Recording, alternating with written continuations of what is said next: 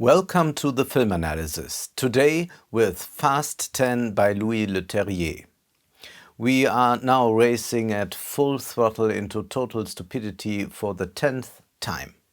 Probably no other franchise is so symptomatic of the present. The plot concerns Dom Letty and the other Torettos not quite enjoying their barbecue as villain Dante, played by Jason Momoa, is after them. He has spent years preparing to torment the Torettos. Killing isn't enough. He wants to see the Torettos suffer, to rain hell upon their lives. Dante is the son of drug lord Hernan Reyes, who was humiliated by the Torettos in the 5th part, which we of course cannot remember.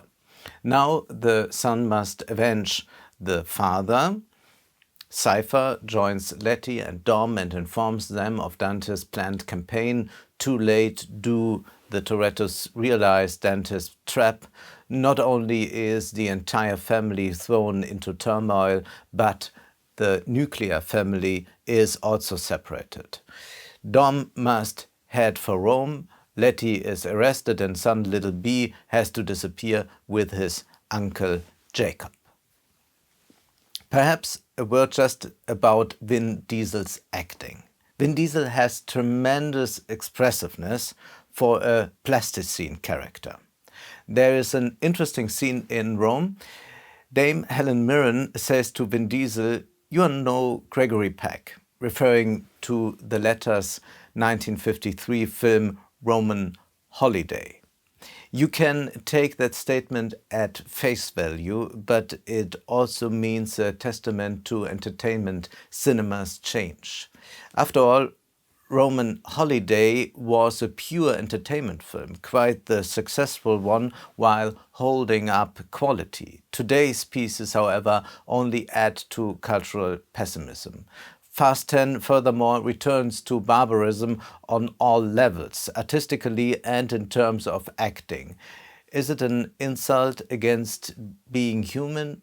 At the same time, it promotes a primitive worldview, carrying a consumerist lifestyle. Taste is nowhere to be seen, only clumsy bling bling. Politically, the film proves to be more than dubious. It features privatized wars, with the cars being a private intervention force operating somewhere in the gray zone between nation states. But the nation states also depend on them. Clan structures expand both in the real world and in Fast and Furious. The latter appeals to the gun lobby. Whenever actors are threatened, they bring out a hidden arsenal of weapons. The film further establishes a new cult of sacrifice. Dom's brother will die for the family, still shouting to his brother, "Thank you, you have shown me the light." And when you look at these guys, you are not sure whether they'd find the light switch on their own.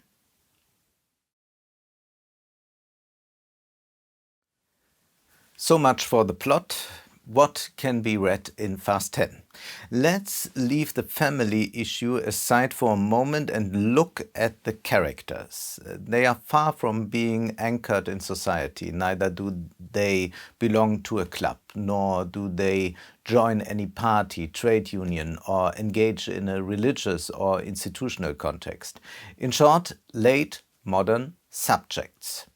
They are in fact figures carrying a high potential for identification, and as such, loose figures naturally try to connect again and again, but they no longer establish a link to the world.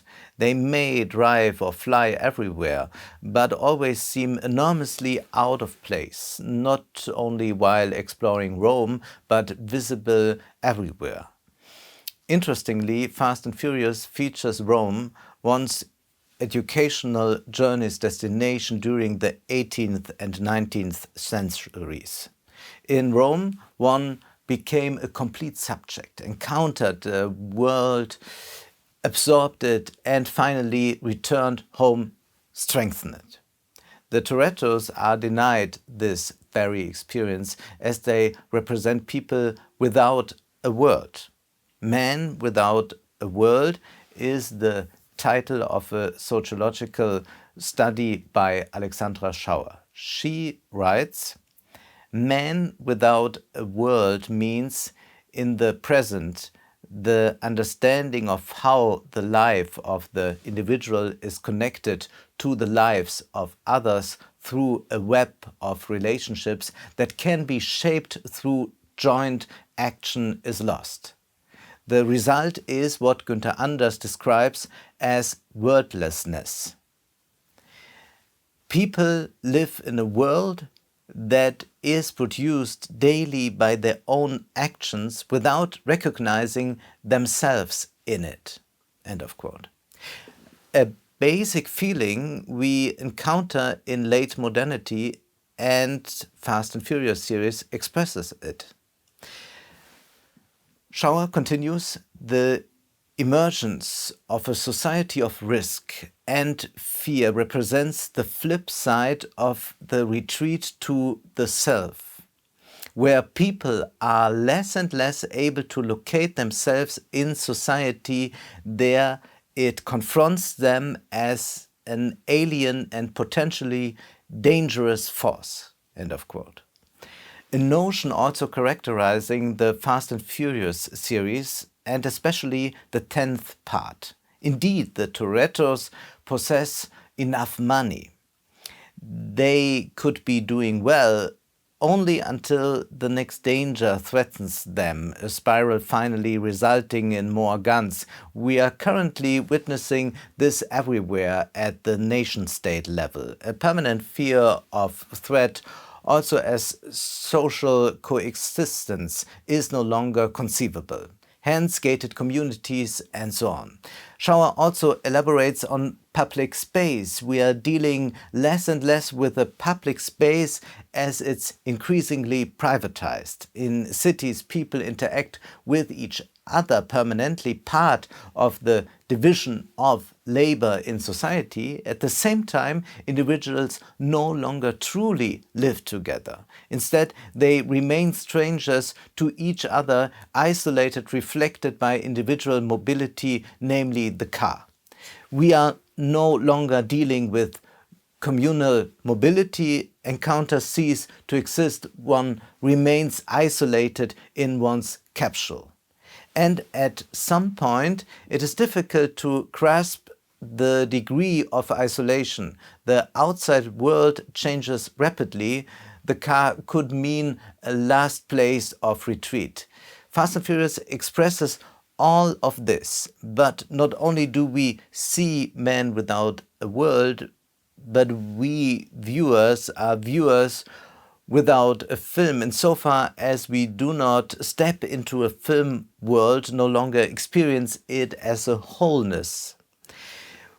The fragmentation of society is also evident in the offered cinematic patchwork. It consists of four aspects. First, the randomly intertwined locations: Rome, Los Angeles, Portugal, Brazil, even more, only recognizable by their respective tourist attractions. Otherwise, we are refused any orientation. Secondly, the individual sequences also remain disconnected. A film with a dreadfully bad dramaturgy.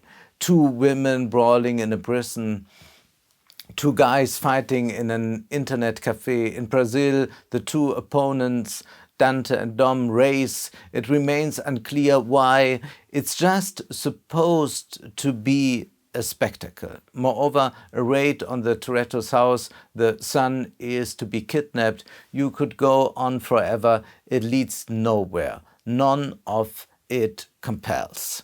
This strong fragmentation expresses itself in everything being smashed to pieces. Atomization as an effort of force.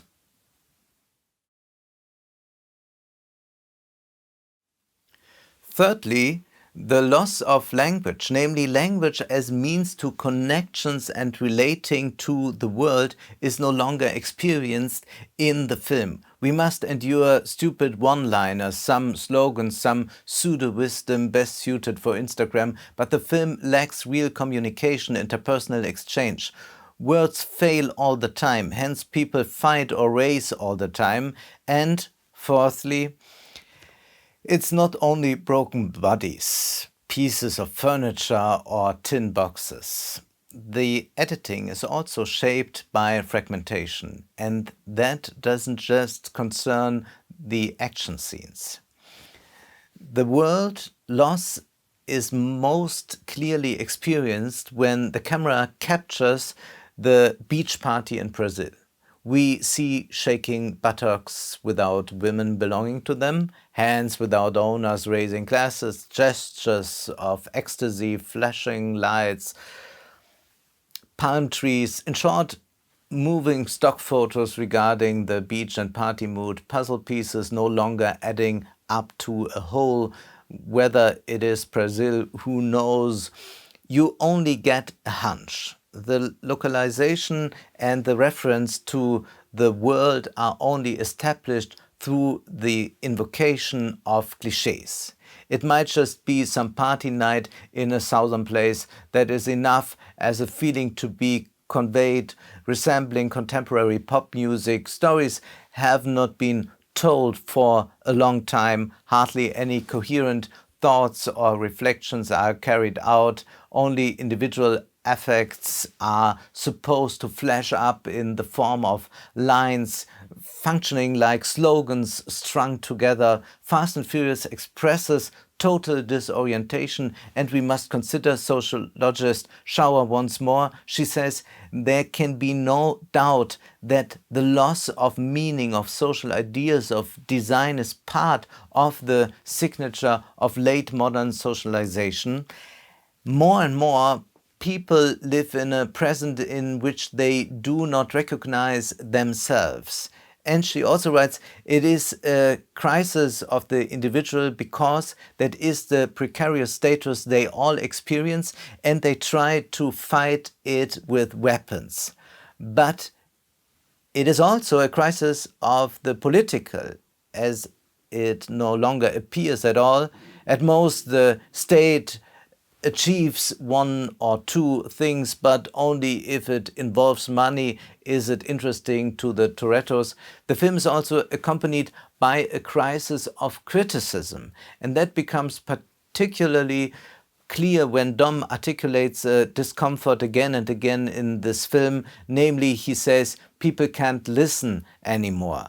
This one sentence is all he says. He refuses to deliver any analysis. He is incapable of thinking in context. Dom is not able to elaborate on the trigger of his unease. People no longer listen. But what does it mean if we suggest it to be worthlessness and disorientation? Then we could ask ourselves, what remains in the end? Well, family, family, family, family, family, family, family, family, family, family, family, family, family, family.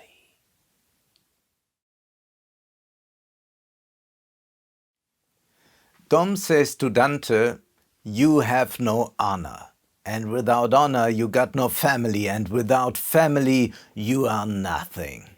Continually we hear the speech of fathers to their sons, we are doing all this for you. Enormous pressure is put on little B by constantly telling him, one day you'll inherit all of this.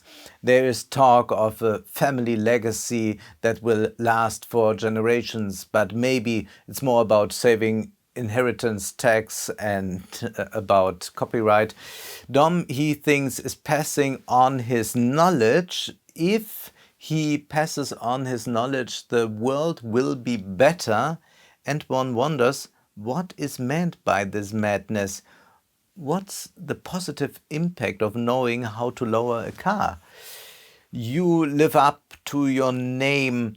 The concept of honor is also self-evidently important here. Once again, the family ideology in full glory. Fittingly, an enormous nepotism characterizes politics, business and the entertainment industry. From Hollywood to television, we see nepotism without equal everywhere. A silly biologism has spread in people's minds. It suggests talent to be inherited through genes, the attention given to someone legitimized by the birthright, leading to a particularly obscure neo-feudalism. The Torettos do everything in the interest of family because family, family, family is everything. But Dante too acts out of a family concern. The Torettos humiliated his father. Now the son wants to restore the family's honor. Dante acts no differently than Dom and his family. This interest-driven component, however, obscures the character development. Dante is presented to us as a villain being evil simply for the sake of being evil. We know this from fantasy films, but it also applies to foreign policy discourses where the other side simply has sinister intentions. An interest from the opposing side cannot exist. The Fast and Furious family ideology allows for two interpretations. Firstly, of course, the nepotism, clan structures prevail more and more. Secondly, one family representing its interests against the family interests of another. There is no universalism in this. We should refer to nation states. Every nation state pursues its own interests. One could also interpret Dante as another nation state with other interests. The classic opposition between sinister state leaders and morally good state leaders. At the same time, Fast 10 concerns normalcy. It shows Dante as occasionally flamboyant, eccentric, dressing with extravagance. Fast 10 contrasts this with normalcy. The ordinary people gather at the barbecue, for example. The latter, of course, must defend themselves against the threat of the eccentric, the crazy, creating a contrast between we are the normal ones, we are the good ones, the others are the bad and the crazy. Family is only the cloak to cover our own egoism and individualism so that we only watch but do not see. It would be nice if you would like to support the film analysis financially. You can do so via my bank account or PayPal. Also, you can find me on Patreon. Thank you very much.